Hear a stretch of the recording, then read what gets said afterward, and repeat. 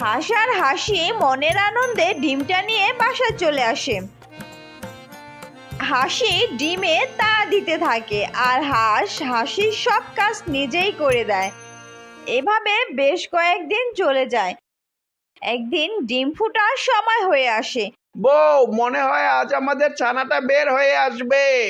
একটু পর ডিম ফুটে একটা ছানা বের হয়ে আসে, কিন্তু ছানাটি দেখতে অদ্ভুত ছিল, কারণ হাঁস ছানাটির গায়ে কোনো পালক ছিল না। এমন ছানা দেখে হাঁস খুব রেগে যায়। বউ, এটা তুমি কেমন বাচ্চা জন্ম দিয়েছো?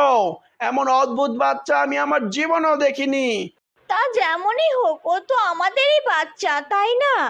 না, এমন কুৎসিত ছানাকে আমি আমার বাচ্চা বলে স্বীকার করি না। তুমি এক্ষুনি এই ছানাটাকে নিয়ে বের হয়ে যাও, তোমার সাথে আমার কোনো সম্পর্ক নেই।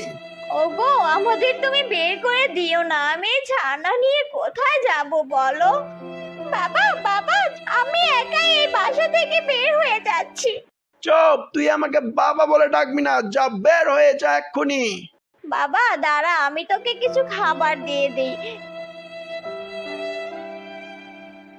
ক্ষুধা লাগলে এইগুলো খেয়ে নিস। কুৎসিত হাঁস ছানাটি একাই বাসা থেকে বের হয়ে যায়। সে গভীর বনের দিকে যেতে শুরু করে। হাঁস ছানাটির জানা ছিল না তার সামনে কি ভয়ানক বিপদ অপেক্ষা করছে। বাহ, বাইরের দুনিয়াটা কত সুন্দর! হঠাৎ একটা শিয়াল হাঁস ছানার সামনে উপস্থিত হয়। হুক্কা হুয়া, হুক্কা হুয়া। আরে বাহ, এমন হাঁস ছানা তো আমি আমার জীবনেও দেখিনি। গায়ে কোনো লোম নেই, একে খেতে ভালো মজা হবে। তুমি কে? আমার রাস্তা আটকিয়ে দাঁড়ালে কেন? আমি হলাম এই বনের রাজা। এই বনে থাকতে হলে আমার কথা মতো চলতে হবে। ইস, আমাকে তুমি